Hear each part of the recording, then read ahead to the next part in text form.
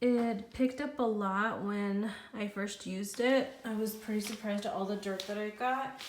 The one thing that I thought was kind of weird is this. I don't know if I missed a part or what, but this is just like empty right here. But it does a really good job.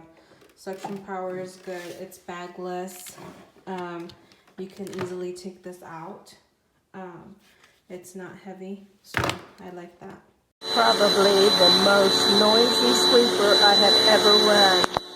It is absolutely whistling crazy.